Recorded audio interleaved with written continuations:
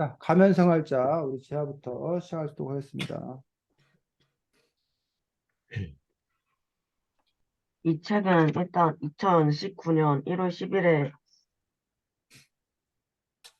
쓰여진 책인데 약간 마스크를 써서 약간 얼굴이 예뻐진다는 그 약간 얼굴이 좀 미모가 돋보인다는 점에서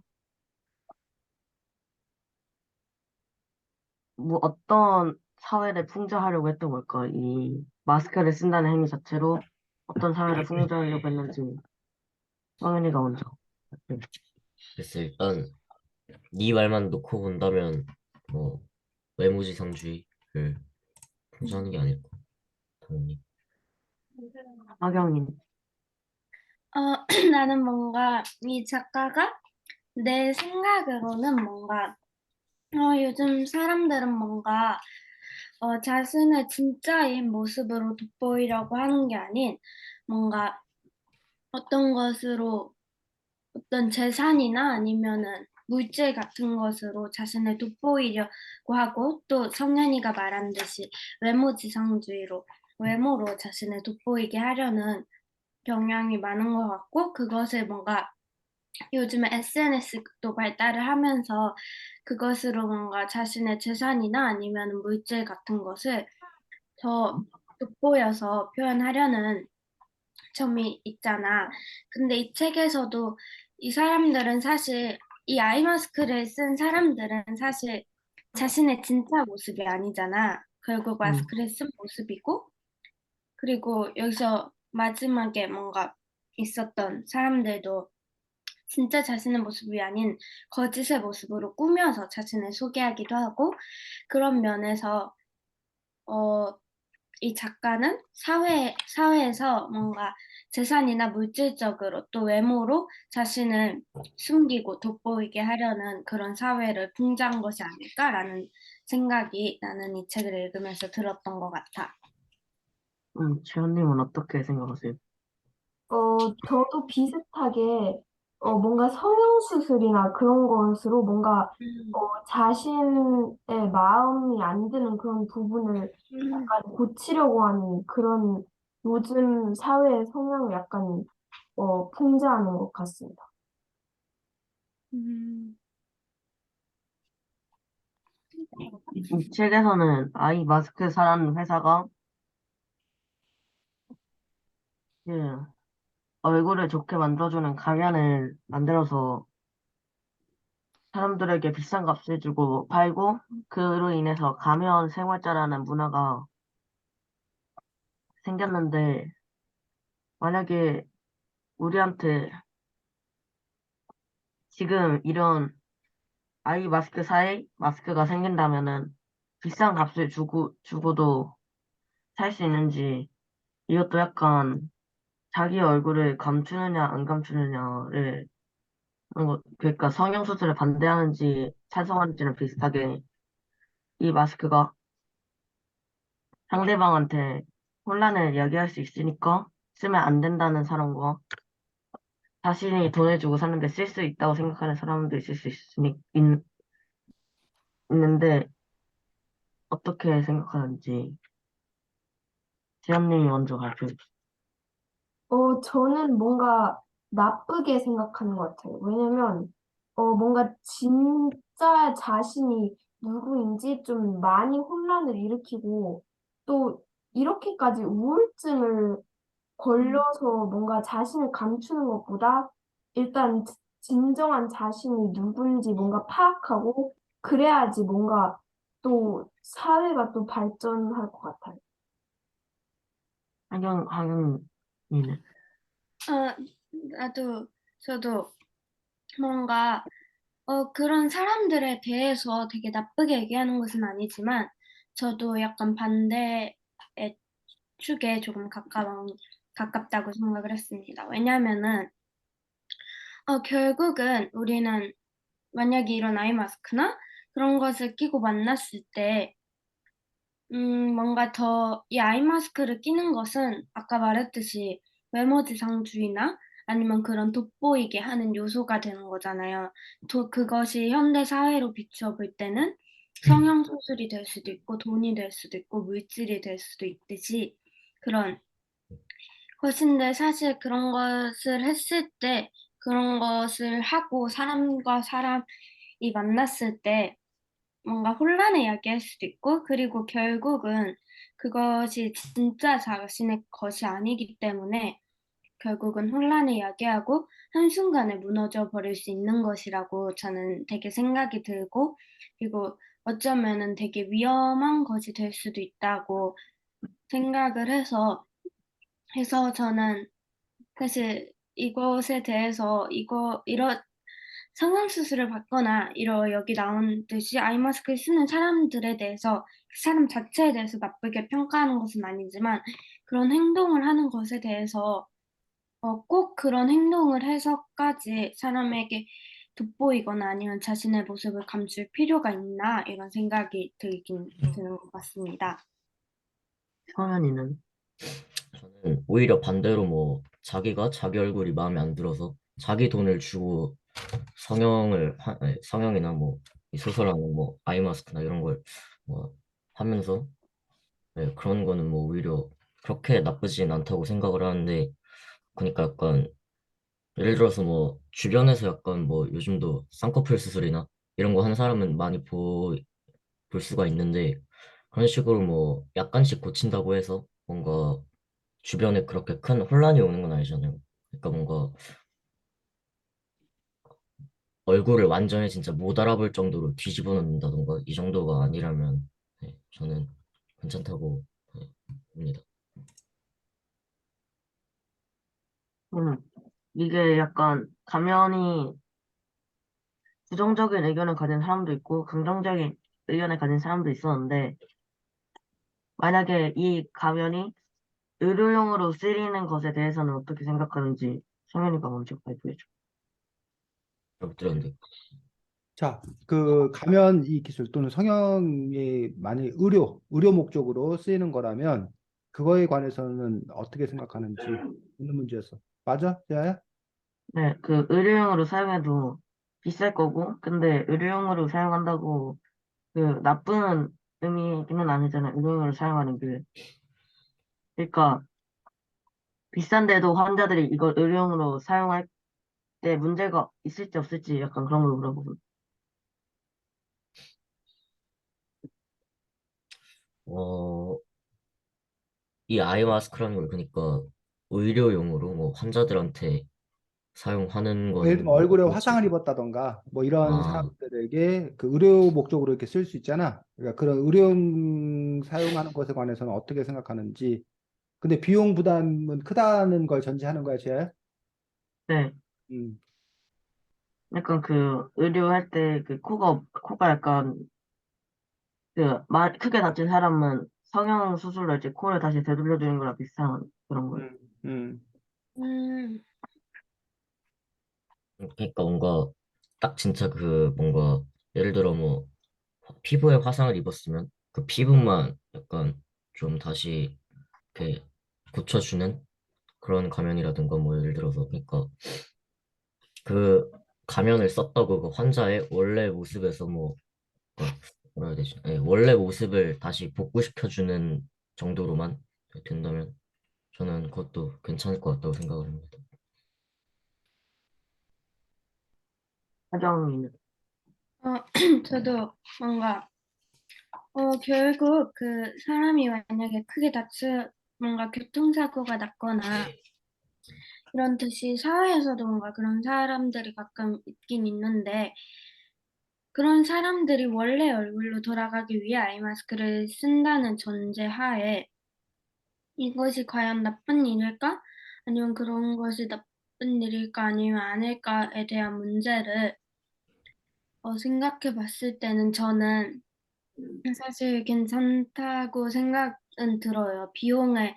비용을 자신이 부담할 수 있다면은, 그것에 무리가 없는 조건이 있다면은, 그것이 무리가 있으면은 저는 하지 않고 그것을 다른 데 사용하는 게 더 좋다고 생각하지만, 그 비용을 지불할 수 있고 무리가 없이 지불할 수 있으면은 저는 괜찮다고 생각해요. 왜냐면은 결국 그 사람이 얼굴을 다쳤을 때 그것에 대한 컴플렉스가 사실 많을 거고, 그리고 저희가 아까 말한 문제에서는 그냥 사람이 아이 마스크를 쓰는 문제에 대해서였지만, 사실 현대에서도 조금 차별이 없다고 하지만 그런 사람들을 봤을 때 사회에서 살아갈 때 조금 불편함이 없지 않아 있고, 그리고 그냥 사회생활을 할 때도 다른 사람들과 사실 똑같이 살아가긴 어렵기 때문에 그 문제를 보완하려고 아이 마스크 같은 그런 물질을 사용하는 것에 대해서는 저는 찬성합니다. 재현님은 어떻게 생각하세요? 저도 너무 부담이 되거나 아니면, 사회생활, 그냥 생활 이런 데 영향을 많이 끼친다면 뭔가 그 부위나 그 아까 말했듯이 약간 그 원래 목적을 약간 다시 고쳐주는 그런 기능으로는 괜찮을 것 같지만 또, 어, 막 얼굴을 막 아예 바꾸는 그런 것은 그렇게 좋게 보지는 않습니다. 책에서 짐진이 마스크 테스트를 하다가 그 마스크의 원래 주인이랑 너무 비슷하게 얼굴이 돌아가 버리는 일이 발생하잖아요. 네. 그때 만약에 이 상황에서 그 아이 마스크사에 책임이 있다고 할 수 있는지 아니면은 진진이 베타 테스트를 한 것에 대해서 책임이 있는지 재현님이 먼저 발표해 주세요. 혹시 그 질문을 다시, 그 베타 테스트 도중에 그 진진이 마스크를 끼고 정원에 갔는데 정원에서 자신과 너무 닮은 사람을 발견하잖아요. 네. 그 아예 똑같이 생겼는데 그 사람이 자신의 가면을 진진한테 줬다고 아이 마스크사에 항의를 하는데 여기에서는 베타 테스트를 한 진진의 잘못인지 아니면은 아이 마스크의 잘못인지. 자, 우리 성현이를 위해서 조금만 더 설명을 해주면, 그 아이 마스크에서, 예를 들면, 뭐라고 해야 되나, 초기 작품, 초기 작품이 있었는데, 그걸 출시했다가, 그거를 이제 그 반품을 받아. 그러면 그거를 그 회사에서 그냥 폐기하는 게 아니라, 그 마스크를, 아, 실험용으로 계속 사용을 해서 진진에게 준 거지. 여기서는 그 여자애가 이름이 누구지? 리, 리, 리아, 누구?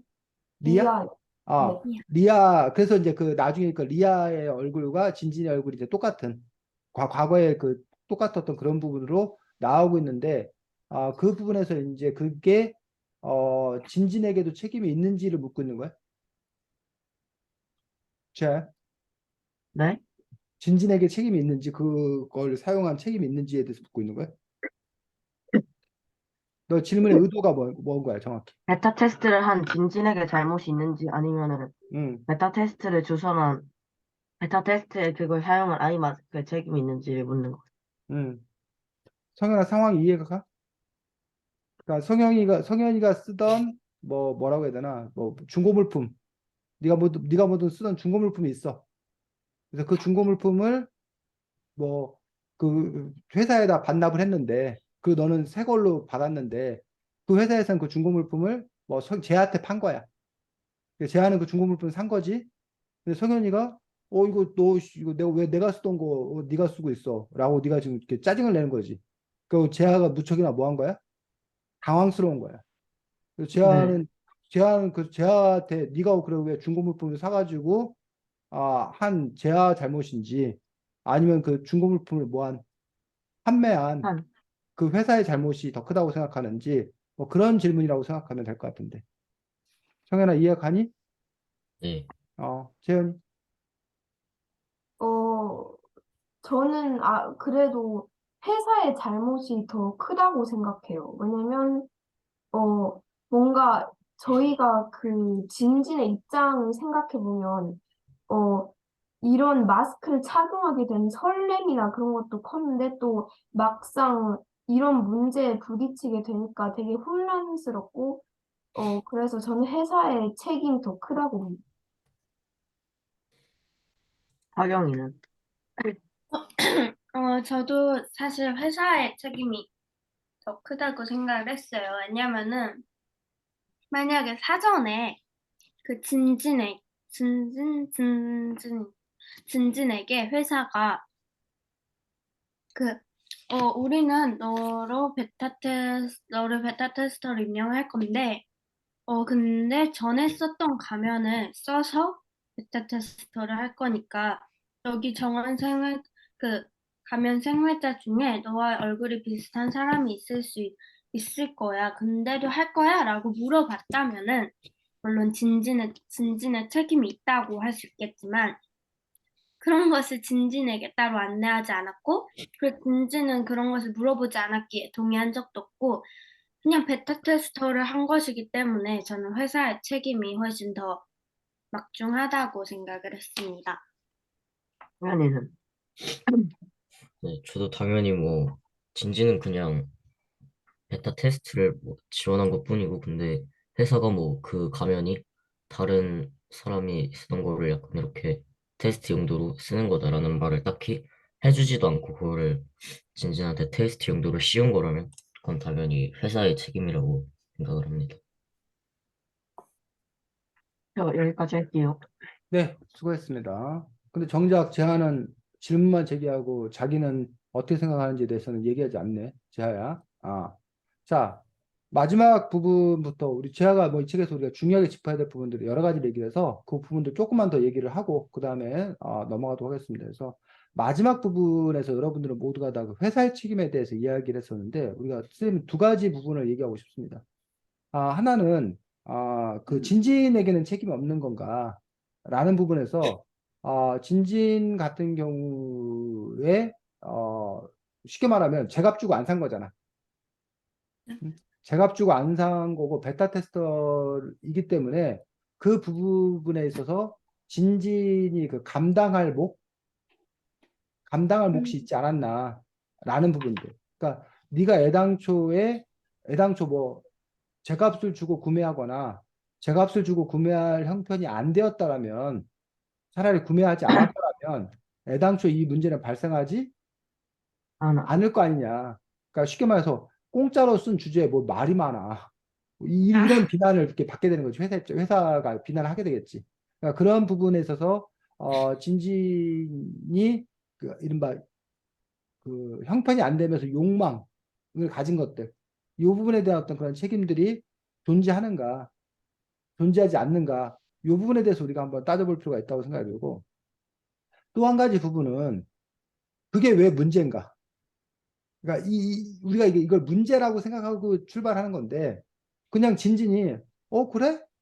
나 그냥 그래 너의 애 놀고 썼다. 그게 뭐? 그러니까 뭐 이런 식이야. 재현이가 쓰던 그 명품 백이 있는 거야. 근데 재현이가 명품백을 쓰고 있었는데 그 명품백이 이제 마음에 안 들어하고 재현이가 그냥 그걸 뭐야 그 당근마켓 뭐 이런 거에 내놓은 거야. 그 재현이는 다른 명품백을 산 거야. 새 신상을.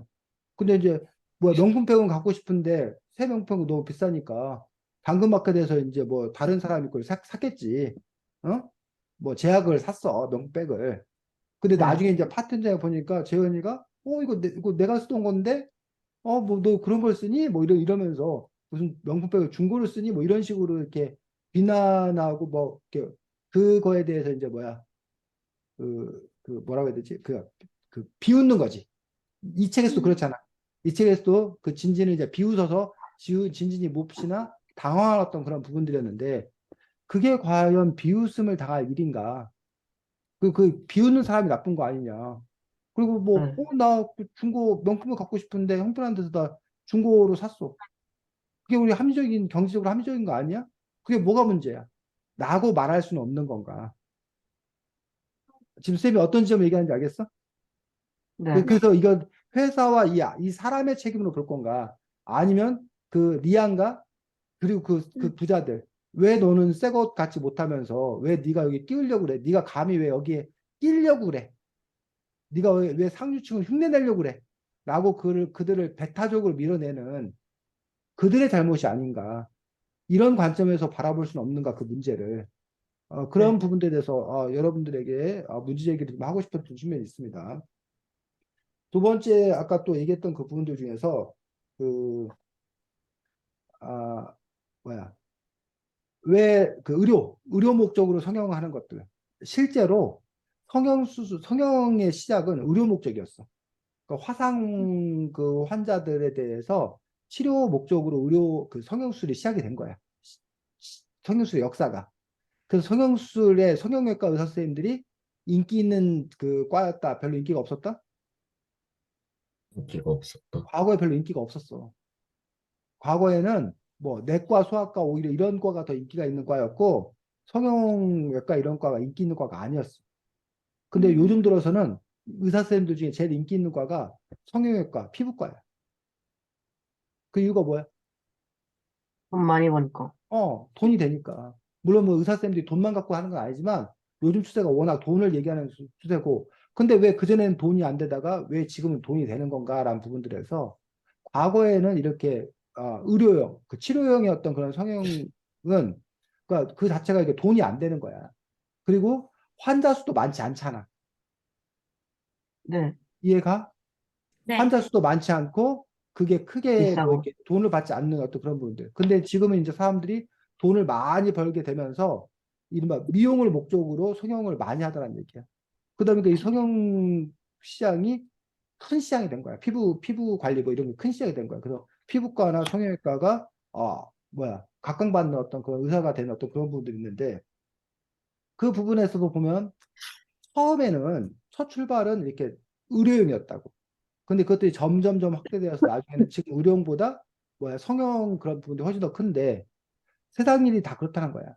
요즘 의사 선생님들이 아, 사람들은 찬성하는데 의사 선생님들이 반대하는 것들 중에 하나가 원격 진료야. 원격 진료가 뭐야? 원격으로. 음, 우리가 병원에 안 가고 이렇게 줌으로 이렇게 하듯이 뭐 하자는 거야, 그냥. 진료하자는 거야. 네. 원격 진료하자는 거야. 근데 의사 선생님들이 반대하는 어떤 그런 이유가 그러면 동네에 병원들이 다 문 닫게 생긴다는 거야. 사람들이 굳이 동네 병원 안 가고 유명한 의사 선생님 웨이팅 해가지고 진료 보려고 할 거 아니야. 네. 그러면 동네 병원들이 무너진다. 그래서 오히려 더 안 좋다라고 하는 거야. 하지만 원격 진료에 대해서 이제 찬성하는 쪽에서는 섬이나 그 산간 지역에 사는 사람들 같은 경우는 병원 한 번 오려면 뭐 오랜 시간이 걸리잖아. 그러니까 그런 사람들을 위해서 원격 진료를 해야 된다. 말 돼, 안 돼? 응? 네. 그런 섬이나 산골 깊이 있는 사람들을 위해서 원격 진료가 도입돼야 된다. 말 되냐고 안 되냐? 말 되냐고 안 되냐고. 되죠. 말 당연히 되잖아. 되죠. 재현이 지금 외국 나가 있는데, 거기 한국인 의사가 없어가지고 병원 진료받기 힘든데, 한국인 의사라고 이렇게 원격 진료 통해서 상담받을 수 있으면 좋을 거 아니야. 그런 서비스에 대해서 아마 의료 의사들도 반대하기 힘들다고. 그런데 그렇게 시작을 해. 근데 그렇게 시작되면 거기서 끝나지 않고 뭐 한다는 거야? 슬금슬금 확대된다는 얘기야. 왜냐면 섬에 사는 사람들 그 몇 사람이나 돼 사실은. 그 원격 진료를 시작을 하면 그 인프라를 까는데 필요한 돈이 들잖아. 네. 그 섬 사람 몇 사람 안 되면 비용이 안 나오는 거야, 쉽게 말해서. 아까 선생님이 치료용 목적으로만 성형을 하면 성형외과 기술이 안 발달해. 환자도 별로 없고. 그럼 누가 그 성형외과를 지원해갖고 하려고 그러겠어. 시장이 커져야 더 기술도 발달하고 더 우수한 사람도 몰려들고 그럴 거 아니야. 그러면 그때는 이제 또 다른 이유가 생기는 거야. 그걸 왜 확대시켜야 되나? 그래서 처음에는 A라는 목적으로 시작됐는데 거기에 B라는 이유, C라는 이유 때문에 점점 확대된다는 거야. 지금 똑같은 저기도 마찬가지야. 우리가 팔이 없는 사람이 있어. 그럼 그 사람이 네. 장애인으로 살야 되는데 힘들잖아. 그럼 그 네. 사람을 위해서 뭘 만들어주자는 거야? 로봇팔을 만들어주자는 거야. 좋은 일이잖아. 어? 네. 심장이 안 좋은 사람이 있어. 심장 안 좋은 사람을 위해서 뭐해?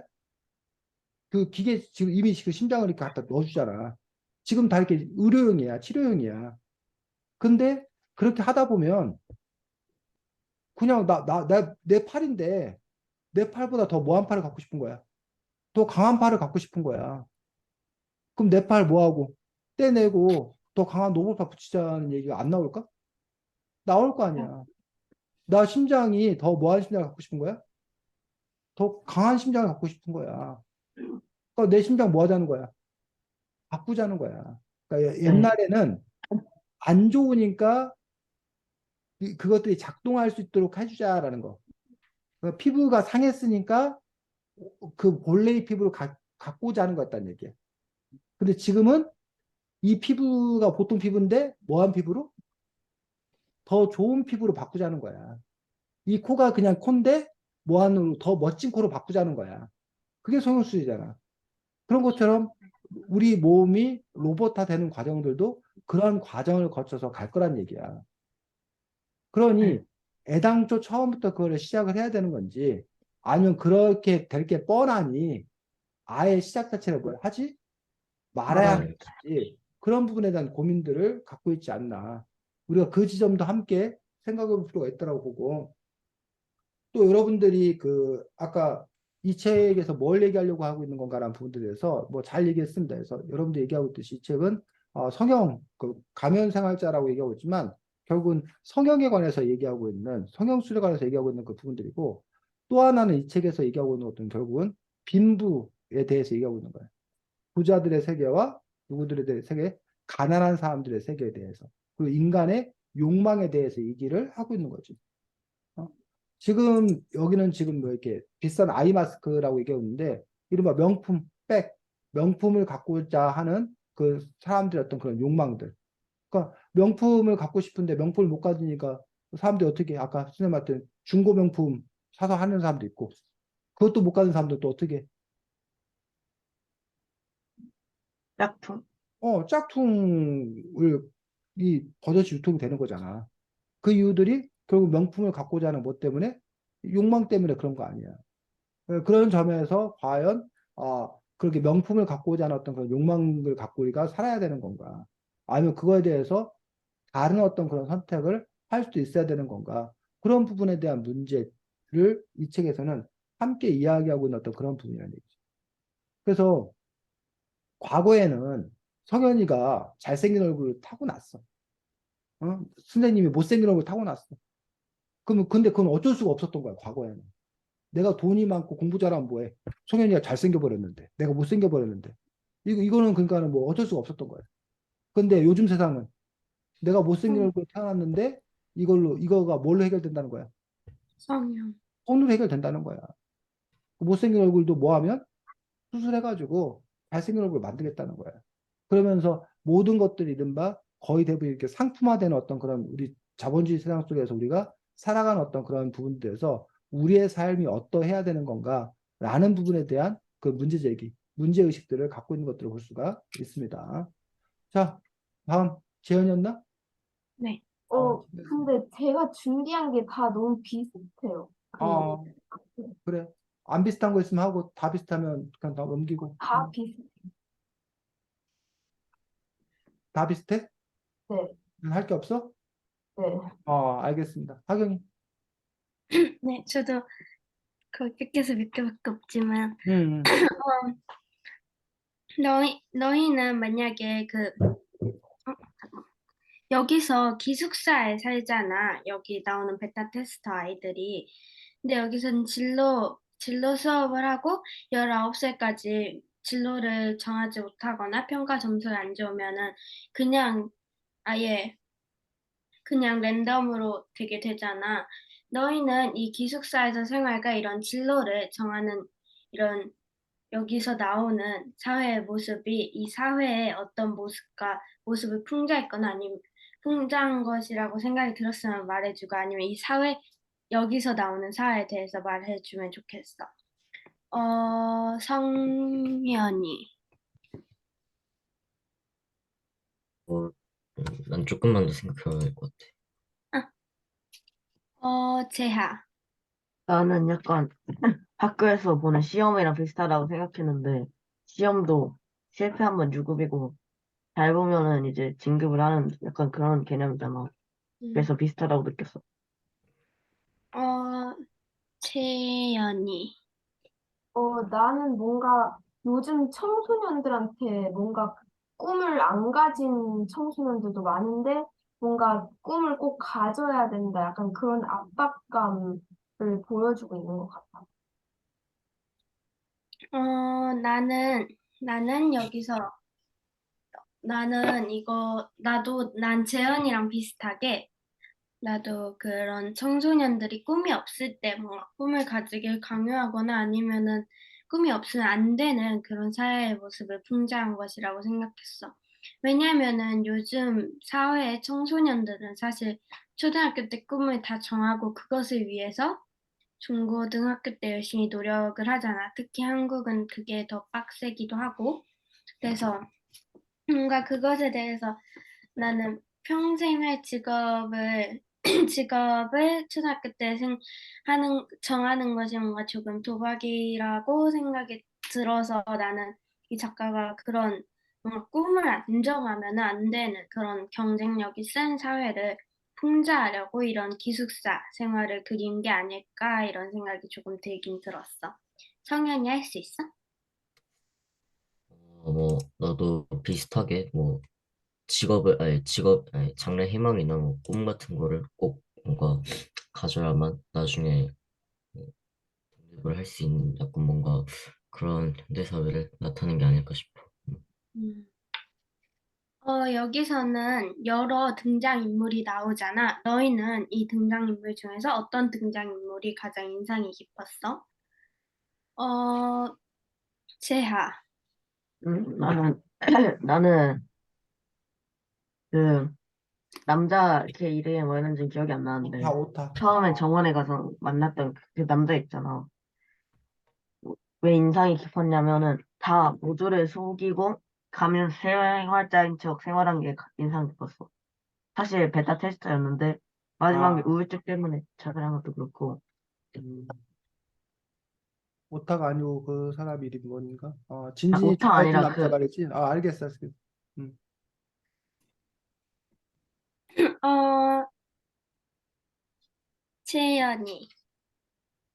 나도 똑같이 다빈이 제일 인상이 깊었는데, 왜냐면 아까 말했듯이 약간 모두를 속이고 뭔가 이렇게 사실 베타 테스터인데 아닌 척을 하고 뭔가 이렇게 이 캐릭터를 알아가고 또 이 캐릭터를 통해서 약간 우울증 증세를 처음 알게 되어서 인상이 깊었던 것 같아. 성현이. 일단 난 책을 반 정도밖에 못 읽어가지고 이때 동안 가장 뭐 인상 깊었던 인물은 없었던 것 같아. 음, 나도, 나도 그 재현이랑 재하가 말한 인물이 가장 인상 깊었어. 왜냐면은 당연히 뭔가 베타 테스트는 아니고 뭔가 꾸몄잖아, 사실 자기를. 그래서 난 그럴 거라고 생각을 했는데, 뭔가 마지막에 베타 테스트하고 다 까버려지는 것을 보니까 뭔가, 현대 사회도 뭔가 사람들이 그런 걸 꾸미고 다니고 뭔가 SNS에도 자신의 모습과 다른 모습을 올리는 게 생각이 나가지고 난 이 인물이 가장 인상이 깊었던 것 같아요. 이거 말고는 다 재아랑 겹쳤어요. 네, 수고했습니다. 자, 지금 뭐 하경이 했던 말 때문에 아까 쌤이 얘기하려다가 깜빡 잊고 있던 것 같아요. 여러분들이 가면 생활자로 사는 것에 대해서 여러분들은 다 이렇게 부정적인 의견들을 갖고 있었는데, 가면 생활자로 사는 것들이 갖는 긍정성에 대해서도 우리가 한번 굳이 생각을 해보자면, 아까 뭐 나가 누구인지 모른다, 정체성이 어떤 그런 불안정성 이런 부분에 여러분들 우려를 했습니다. 근데 오히려 나 하나로만 산다면 이렇게 뭐야, 위치가 정해진 거잖아. 그냥 이렇게 평가가 정해져 있는 거잖아. 그러니까 얘는 뭐 공부 못하는 애, 얘는 뭐 하는 그 입장이 정해진 건데, 최소한 게임 세상에 있는 또 다른 우리가 아바타, 자기 아바타를 정해놓으면 거기서는 그 사람이 누구보다도 우월한 어떤 그런 존재일 수가 있는 거지. 역할 관계가. 그러한 부분들에서 어차피 우리가 지금 이런 뭐 아까 뭐 학경이가 SNS에서 자기를 숨기고 뭐 살아간다라고 얘기하셨는데 그거를 또 다른 나라고 볼 수 있는 거야. 요즘에 또 네, 이제 그 인기 있는 것 중에 부캐라고 들어봤어? 네, 응? 네. 자기가 아니라 또 뭐 다른 캐릭터를 하나를 더 이제 가지고 그런 인물로 살아가는 어떤 그런 부분들. 근데 그것들이 오늘날 사회 현상 중에 하나라는 거야. 그래서 옛날에는 지- 직업도 하나, 우리가 한 번뿐이 사는 어떤 그런 인생이라고 생각했는데 요즘에 엔잡러라는 말 들어봤어? 네, 네. 엔잡러라고 해서 자기가 직업이 하나가 아니라 직업이 여러 개의 어떤 그런 삶들. 그래서 뭐 낮에는 의사 선생님인데 밤에는 자기가 락커로서 어떤 그런 삶을 산다던가 그 전혀 다른 어떤 그런 모습들이 그게 어느 게 나냐고 이게 분열적으로 갈 수 있지만 이게 자기 자체가 다양한 어떤 그런 부분들인 거고 그런 점에서 이제 그 위치 관계에도 다양하게 살아가는 어떤 그런 삶을 사는 그런 부분들이 오히려 기회가 될 수 있다는 거죠. 기회가. 그래서 선생님 같은 경우에도 개인적으로 뭐 물론 이게 바람직한 건 아니었다고 생각하는 건데 집에서 선생님이 보여지는 나는 그 할 줄 아는 게 없는 영 그 뭐 그 일도 제대로 못하고 뭐 맨날 그 선생님이 옆집 가서 망치 하나를 못 빌려온 거야. 이해가 안 돼. 선생님 모습하고 너무 상당히 안 되지. 그래서 선생님 부모님이 옆집 가서 망치 보려면 옆집 앞에 가서 이렇게 서 있는 거야, 그냥. 그 선생님이 그걸 못했어, 막 이렇게. 식당 가가지고 여기 뭐 물 좀 더 주세요. 이런 걸 못하는 거야. 그 맨날 딸하고 싸워. 야, 네가 시켜. 네가 뭐 아빠가 해. 막 이러면서 막 서로 싸우고 막 그래갖고 뭐 이런 그게 나의 또 하나의 모습이야. 근데 또 하나의 모습은 교회에서 보여주는 나의 모습이 있었어. 선생님 교회 네. 다닐 때 보여주는 모습들. 또 학교 생활 속에서의 나가 있었어. 그래갖고 학교 친구, 교회 친구, 그리고 우리 부모님이 만나면 서로 다른 사람 얘기를 하는 거야. 아, 같은 나가 없는 거야.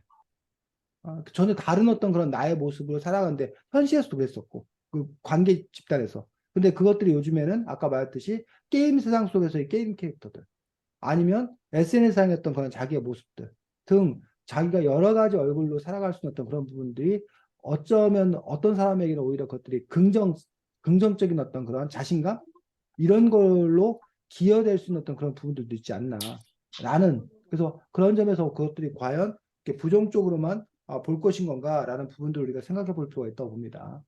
또 하나 이 책에서 의미하는 바가 뭐냐라는 부분들은 이 책은 지금 미래 사회를 그리고 있는 거지. 네. 우리 미래 사회가 어떻게 될 건가라는 부분에서 기수학교가 왜 있는 거야? 이 책에서 설정 자체가 엄마가 많이 버려서. 엄마가 많이 버려서야? 여기 버렸다까지는 안 빈부격차가 너무 많이 나서. 어, 여기서는 이렇게 나오는 것 같아. 멘트가 그 뭐야? 또 다른 사람 여기서 뭐라고 멘트 나왔어? 혹시 기억나는 사람 있어? 기수학교 왜 만들어졌는지? 아니요. 아이들을 관리하기 가장 쉬워서. 19쪽 책 19쪽인데 재현이가는 리북이라서 그게 잘 안 나오지. 제가 대충 찾아볼게요. 어,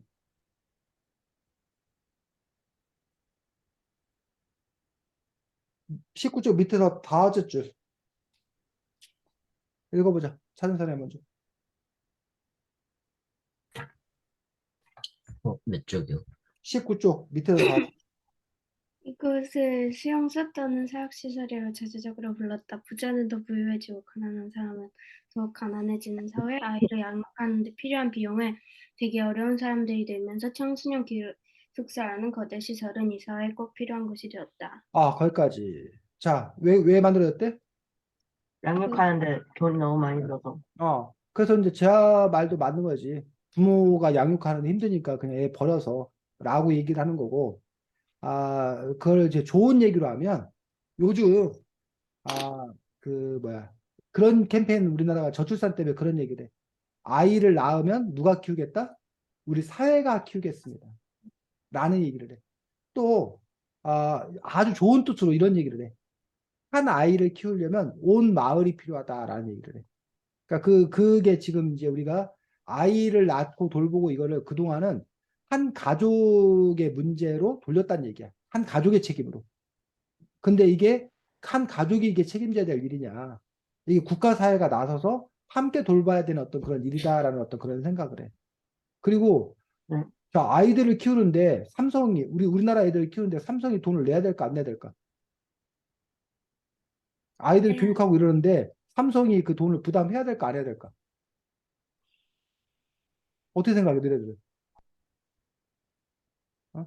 삼성이나 현대나 이런 기업들이 학교 교육하고 이런데 아이들을 키우는데 돈을 내야 된다 안 내야 된다? 직접적으로. 직접적으로요? 어, 내야 될 것 같아 안 내야 될 것 같아? 여러분 생각하기. 그것을 위해서 내는 거죠. 아이들 교육하는데 삼성이나 현대 같은 그런 기업들한테 아이들 교육해야 되니까 당신들이 돈을 내십시오. 라고 하는 것들이 정당한 요구라고 생각해? 아니면 너무 기업들한테 부당하게 요구하는 거라고, 요구하는 거라고 생각해? 재현이 어떻게 생각해? 부당하지 않을까요? 왜냐면 그 음, 사회는 곧 약간 정부 이런 데서 음, 아이를 이렇게 교육하고 기르는 건데 음. 그런 약간 회사 기업들한테. 같은 음, 기업은 뭔가 음, 보통은 내지 않을 것 같아요. 음. 또 하경이나 재하나 성현이는 어떻게 생각해?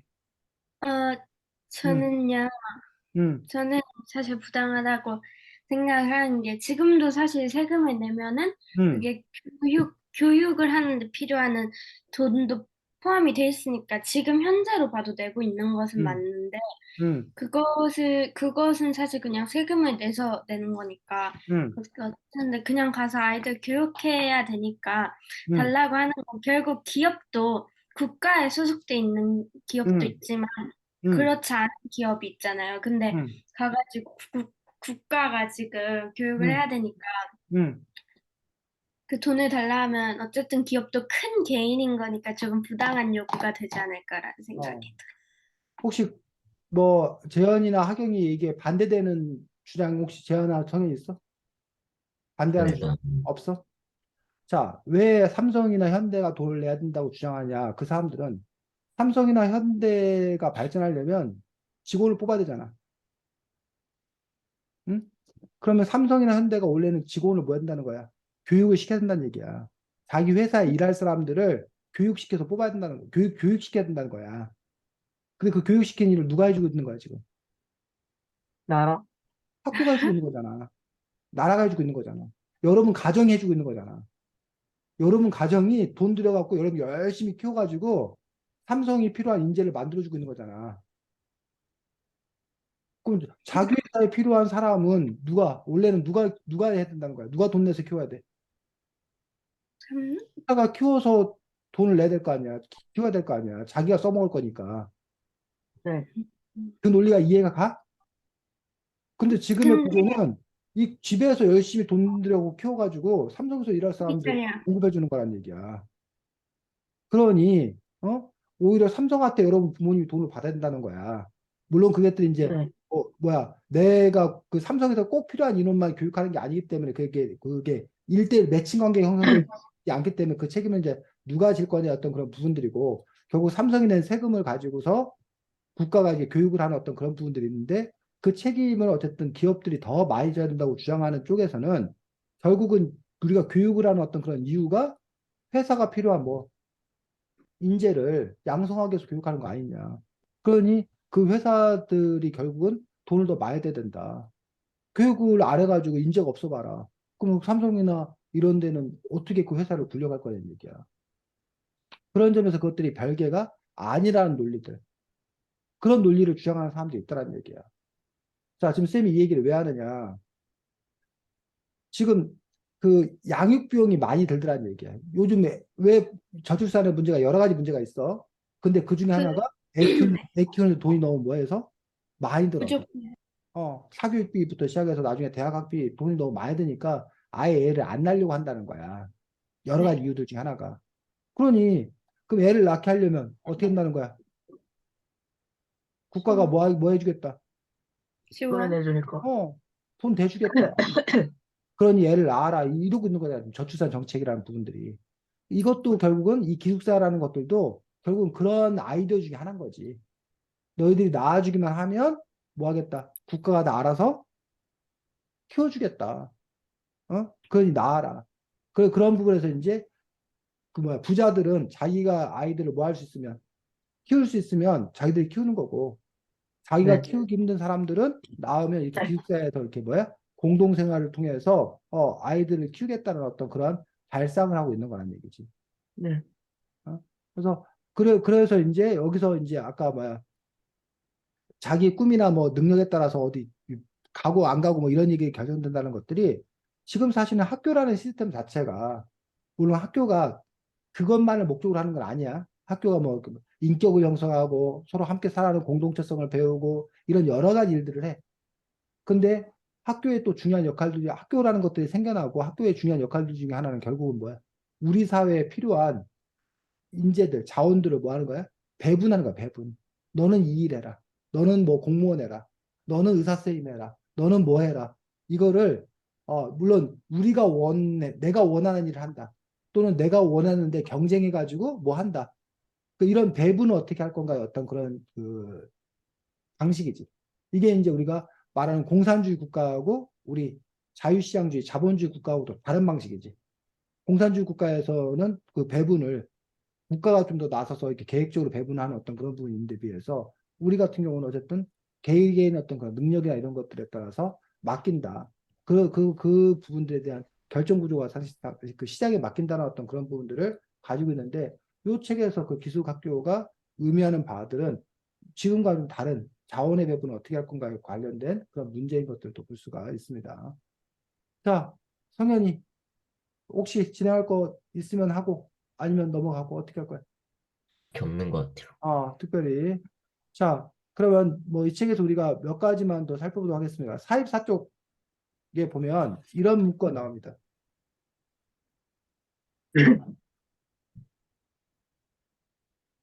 두 번째 문단. 사입사 읽어볼까? 사입사 쪽에 두 번째 문단. 하지만 안티마스키드는 더욱 이해가 안 되었다. 돈 있는 사람들이 비싼 가면을 사든 말든 무슨 상관인가? 세상이란 원래 그런 곳이 아닌가? 먹이고 키우는 일에 힘이 붙여 아이들을 기숙사에 맡기는 부모들이 느는 한쪽에서는 돈이 펑펑 쏟아져 어쩔 줄 모르는 사람들이 공존하는 곳, 그들이 같은 공기를 마시며 살아가는 곳이 바로 세상이다. 어, 여기서 이제 뭐, 그 안티 마스키들은 이제 그, 뭐야, 그 반대하는 반대. 사람들이, 아이 마스크에 반대하는 그런 사람들이고, 그래서 이 사람은 이제 두 가지 다 이해할 수 없다. 중립적인 어떤 입장에서, 그 가면 마스크에 엄청나게 많은 돈을 쓰는 사람들도 이해가 안 되지만, 그렇다고 그걸 또 반대하는 사람도 이해가 안 된다라고 하면서, 여기서 이제 그런 얘기들, 원래 세상이라는 것들이 한쪽에서는 돈이 펑펑 쏟아져 어쩔 줄 모르는 사람들이 있고, 또 한쪽에서는 돈이 없어 아이들을 기숙학교에 맡기는 그런 사람들이 있다라는 식으로 그 그 사회를 이제 비판하고 있는 것도 볼 수가 있는데, 뭐 비판은 아니고 진단하고 있는 걸 볼 수가 있는데, 현재 우리 사회도 역시 마찬가지 어떤 그런 모습이 아닌 건가라는 부분들에서, 아, 그 선생님이 살아오면서 좀 변화한 게 있어.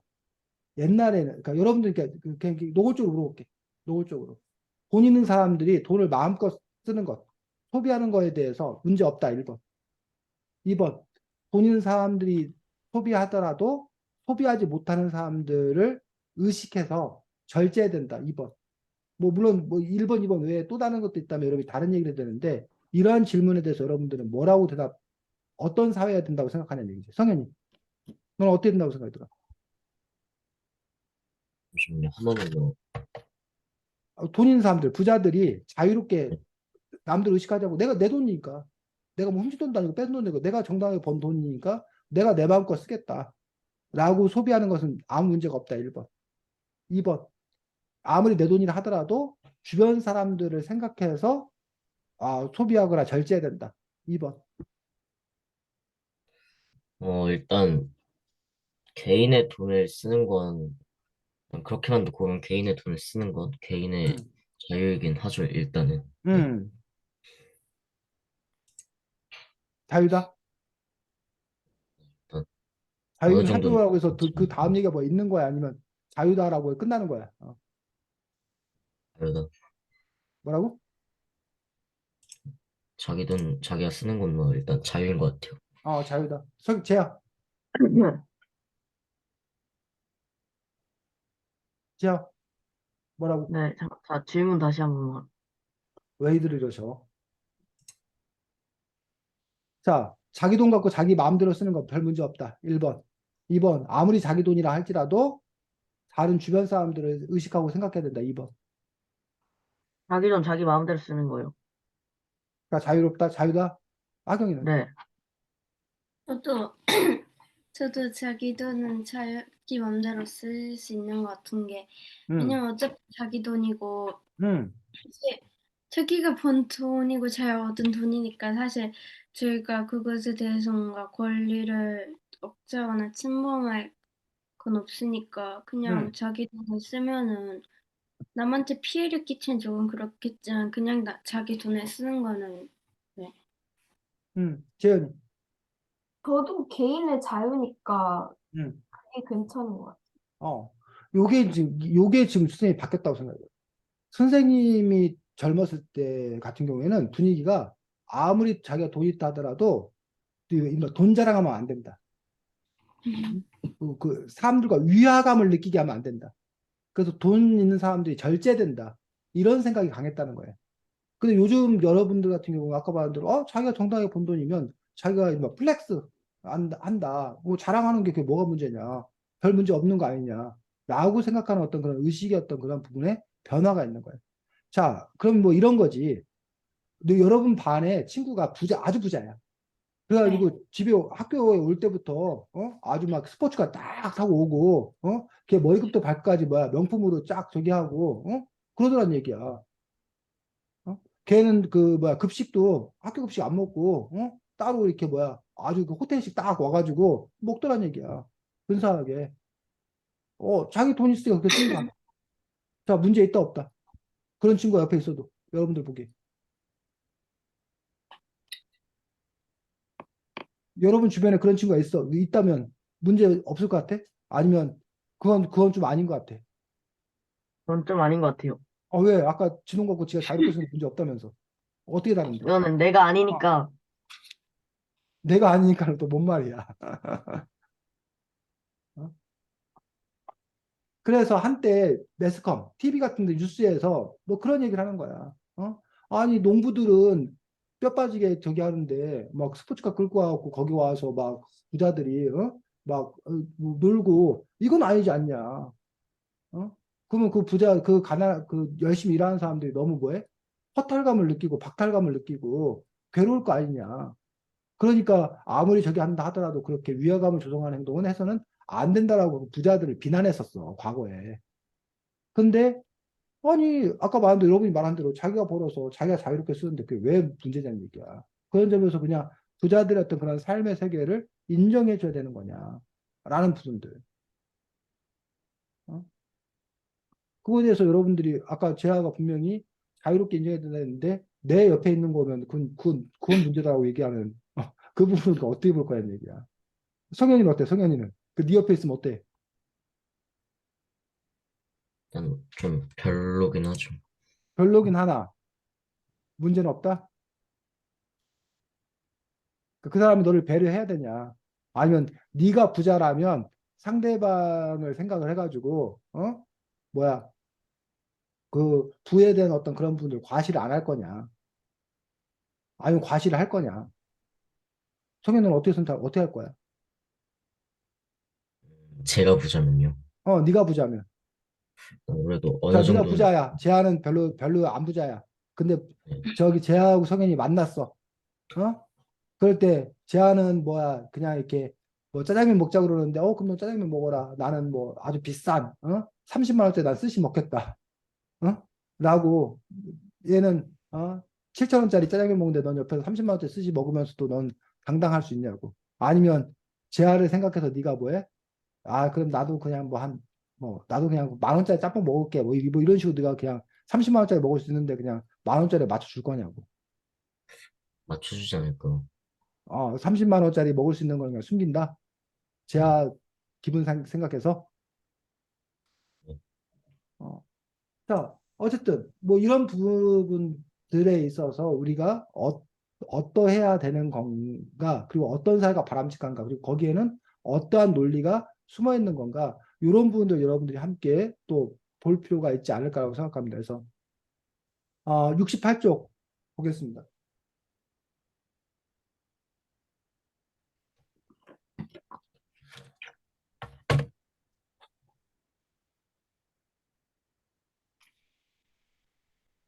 육십팔 쪽에 그 세 번째 줄 처음으로 가면을 쓰고 처음으로 음, 가면을 쓰고 정원에 간 날이었다. 거울에 비친 얼굴은 마음을 쏙 들었다. 전철 안에서 쳐다보던 사람들의 눈길도 생각났다. 그들이 감탄하는 표정으로 자신을 바라보면 자랑스럽고 신날 줄만 알았는데 이상하게도 그 예상은 스르르 부서져 버렸다. 무엇 때문이라고 명확히 말할 수는 없었지만 기대만큼 즐겁지는 않았다. 자, 진진이 그렇게 바라던 마스크를 써서 뛰어난 외모를 갖게 된 거예요. 그래서 주변 사람도 되게 눈길을 받은 거예요. 그래서 너무나 행복할 줄 알았는데 기대만큼 즐겁지 않았다라고 이게 표현하고 물론 그 작가가 이렇게 쓴 거야. 작가가 이렇게 썼는데 이 진진의 심리는 뭘까? 왜 기대만큼 즐겁지 않았다라고 작가는 굳이 표현하려고 한 걸까? 채연이 어떻게 생각해? 어, 뭔가 막상 다 이렇게 부자들 이렇게 마스크를 끼고 그런데 모이니까 뭔가 좀 다들 진정한 모습을 볼 수 없고 뭔가 답답하고 그런 느낌일 것 같아요. 하경 저도 뭔가, 저는 뭔가 사실 사람들이 명품에 사는 것도 뭔가 마음이 벼다고 생각해서 사는 경우도 많잖아요. 근데 그거나 물질적인 것으로 그걸 채우려고 해도 사실 채워지지 않는다고 사람들이 많이 말하잖아요. 사실 저는 이것도 그냥 뭔가 자신 안에 빈 느낌이 얼굴이 예뻐지면은 그 충족이 될 줄 알았는데 아니었다 이것을 표현하는 것 같아요. 성현이 어, 지금 한 번만 더. 자, 왜 약간 처음에는 좋아 보이는데 사람들이 많이 있으니까 좀 어떨 것 같냐는 질문이었던 것 같죠? 음, 저는 약간 저랑 비슷하게 예쁘고 잘생긴 사람 많으면은 처음에는 기대했는데 나중에 갈수록 좀 물릴 것 같아요. 음. 뭐 이 부분에서 우리가 뭐 여러 가지 생각해 볼 수 있는데 우리 사람들이 그렇다는 거야. 그 갖지 못했을 때 갖는 기대감. 근데 막상 가졌을 때 그 기대와 다를 수 있는 어떤 그런 부분들이 에 대해서 생각해 볼 수 있고 하나는 두 번째로는 이게 뭐기 때문에 베타 테스트 때문에 그 그러니까 누가 뭐라고 하지 않았지만 자기 스스로 이게 뭐라고 생각하는 거야. 찔리는 거야. 그러니까 짝퉁 명품을 든 기분. 그 사람들이 명품인 줄 아는데 나는 짝퉁인 걸 아는 거야. 그렇기 때문에 그런 어떤 음, 사람들의 어떤 그런 칭찬이 이제 뭐 한 거야? 부담스러울 수 있지. 그러니까 흔쾌히 마음대로 즐기지 못한 어떤 그런 부분들. 또는 아직 익숙하지 않은 거야. 내가 갑자기 신데렐라가 됐어. 내가 갑자기 왕자님이 됐어. 근데 나는 그전에 아니었었는데 신데렐라 왕자가 됐는데 그런 시선을 받는 거가 즐겁지 않은 어떤 그런 심리적 요인들 뭐 이런 여러 가지가 좀 있지 않을까라고 생각이 들고 어쨌든 이 책이 이 주제를 이렇게 끌고 가기 위해서 흥미롭게 그 이야기를 끌고 가기 위해서 이 책이 추구하고 있는 방식이 두 가지가 있지. 흥미를 주기 위해서 이 작가는 어떤 장치를 그 작품 속에서 그 구사하고 있는 거야? 이 작품이 흥미로운 이유, 이 작품을 우리가 쭉 읽어갈 수 있는 어떤 그런 이유가 뭐였어? 이야기가 두 개라서 이야기가 두 개라서 뭔 얘기야? 자, 두 개라서가 무슨 얘기냐고? 그러니까 음, 진진의 이야기랑 오타의 이야기 두 개가 다 있어서 아, 그 지금 제아가 말했던 그 형식상의 특징이지. 보통의 이야기가 한 인물의 시각에서 이야기를 쭉 이끌어가는 데 비해서 이 이야기는 진진의 시각과 오타의 시각을 이렇게 교차해 가면서 이야기를 풀어가는 어떤 그런 그 구성 방식이 어쨌든 이게 흔한 방식은 아니지 상대적으로. 그래서 이런 방식이 흥미로워서 그렇지. 그 부분도 있고 또 이 책이 흥미롭지 않았구나 너네들은. 이 책에서 어쨌든 이야기를 이렇게 끌어가는 힘이 뭐야? 음, 이런 책 종류를 이게 무슨 물이라고 그래 이런 거를 뭐 공포물 뭐 이런 거 뭐 있잖아 로맨스물 무슨 뭐 추리물 무슨 물 이렇게 있다면 어디에 속하는 거야 여기 책 장르에 놓고 보면 SF는 아닌 건. SF 어쨌든 미래에 관련된 어떤 그런 분이니까 약간의 그런 면을 갖고 있지 제가 말한 대로 자 이 문제 또 하나의 부분들은 결국은 사건을 해결해 가잖아 무슨 사건 그 음 안티머스키가 처음에 연락을 한 뒤에 계속 그 사건이 이어져. 오타가 자기 형이 구해달라고 하는 어떤 그런 부분들 때문에 그 부분들에 대한 어떤 비밀들을 풀어가는 어떤 그러한 부분들이 뭐 추리물 비슷한 어떤 그런 성격들을 갖고 있는 것들, 이런 부분들이 이 책의 또 하나의 특징인 부분들이 있지 않나 싶습니다. 자, 여러분들이 몇 쪽을 보면 되냐면 110쪽.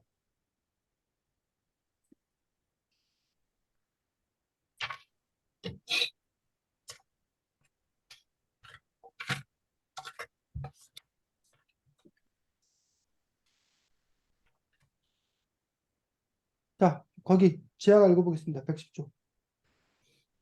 지난 한 주 동안 많은 분들이 5월 포춘카드 이벤트에 참여해 주셨습니다. 정말 감사드립니다.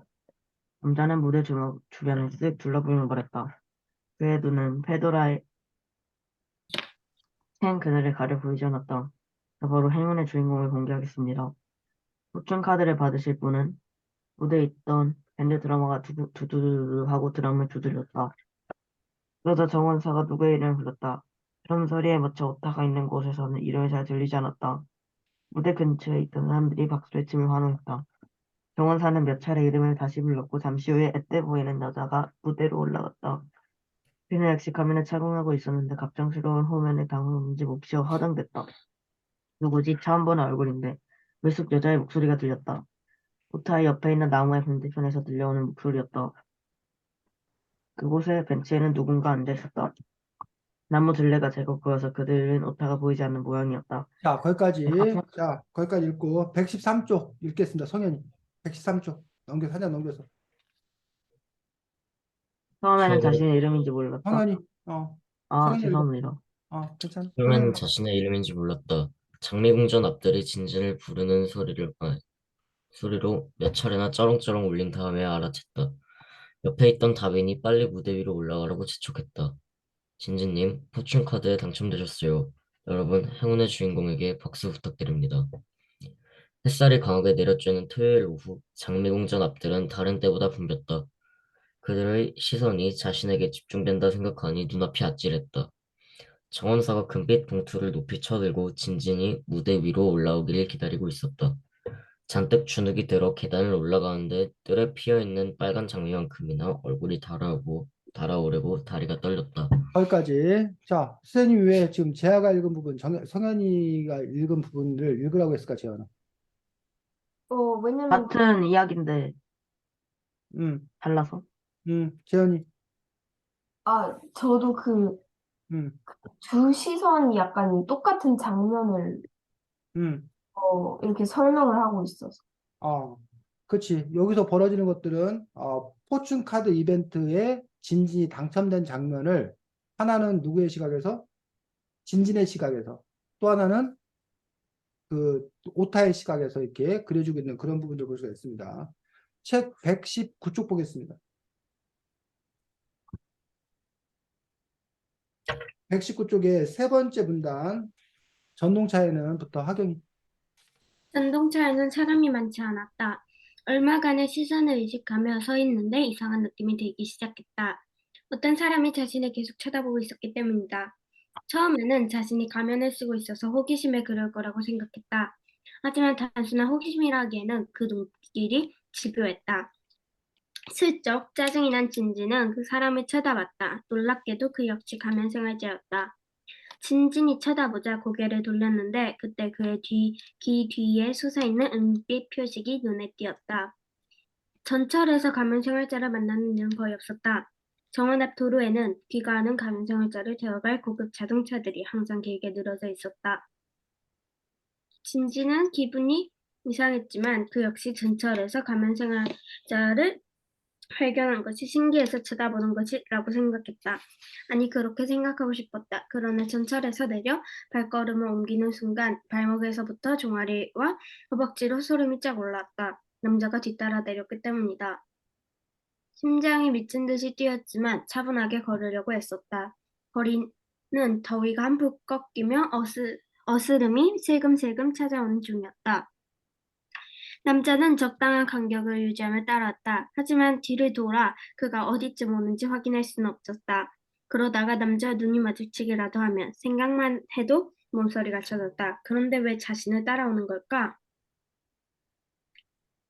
혹시 상금을 노리고 어쩌면 진진이 포춘카드의 주인공이 된 것을 목격하고 그때부터 진진을 노렸을지를 모른다. 자, 어쨌든 가면 여기 원래 우리가 쭉 더 읽어야 되는데 시간이 별로 없어. 이 정도까지 읽고 129쪽 보겠습니다. 129쪽 둘째 줄 성현이 한참 동안 한참 동안 정원을 어슬렁거렸을 때다. 이때였다. 아까 무대 위에 올라갔던 여자가 정문을 향해 걸어가는 모습이 보였다. 벤치에 앉아있던 가면생활자들의 베타 테스터로 장담했던 여자. 어쩌면 오타 정원에서 만날 수 있는 유일한 베타 테스트였을지도 모른다. 그녀는 왜 베타 테스터가 되었을까? 자신처럼 어떤 사연이 있을까? 오타는 자기도 모르게 그녀의 뒤를 쫓아갔다. 여자는 도시의 남쪽으로 향하는 급행 전철에 올라탔다. 한참을 달린 끝에 남쪽의 변두리 지역에서 내렸다. 그곳에 도착한 오타는 벤치에 앉아있던 가면생활자들의 한 마리 맞았다는 것을 확인했다. 그곳은 도시의 하층민들이 밀집하여 사는 곳이었다. 자, 요 여자는 부분 왜 이 부분 두 부분을 또 읽으라고 했을까?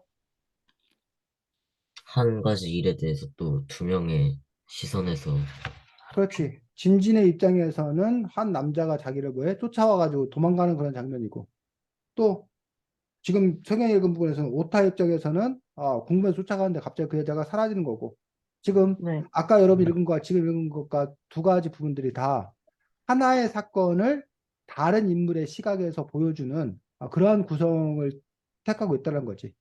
자, 선생님이 지금 왜 이 얘기를 하고 있을까? 이 책에 두 가지 시선을 모두 보여주는 책이라서. 이 책에 두 가지 성을 끌어주는 책이라서도 있지만 선생님이 다음 주 수업 때문에 이 얘기를 하고 있는 겁니다. 다음 주 수업이 우리가 뭐 할 거야, 여러분들이? 글쓰기. 글쓰기 할 거야. 그래서 다음 주에 아, 글쓰기는 여러분들이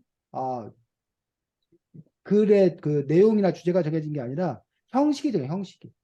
여러분이 그 생활 속에서 부닥치는 여러분이 겪은 일도 괜찮고 아니면 여러분이 그냥 상상해서 지어낸 얘기도 괜찮아. 그런데 단 조건이 뭐야 된다는 거야? 똑같은 사건을 두 인물의 시각에서 네. 써보는 거지. 우리가 이런 그 활동을 하는 어떤 것들이 여러분이 글을 쓸 때 대부분 제아가 입장이 돼서 글을 쓰는 경우가 많아. 근데 여러분이 이제 글쓰기를 더 잘한다는 것들, 글짓기를 더 잘한다는 것들은 제아 입장이 아닌 다른 인물의 시각에서도 그 이야기를 재구성해서 글을 쓸 수 있었던 그런 역량들, 힘을 기르는 것들이 좀 이렇게 필요하다는 거지.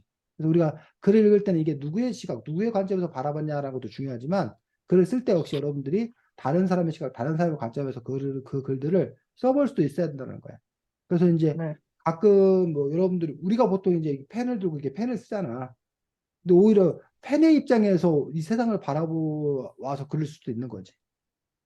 그런 식으로 여러분들이 어쨌든 그 사고를 이렇게 전환해보는 어떤 그런 연습들 이런 부분들이 필요하기 때문에 다음 주 어떤 그런 글쓰기 과제는 두 가지 시각으로 다른 시각이 되어서 한 가지 사건을 뭐 하는 방식들, 글을 써보는 활동들, 요 글쓰기 훈련들, 그 글쓰기 연습들 여러분들이 할 거란 얘기야.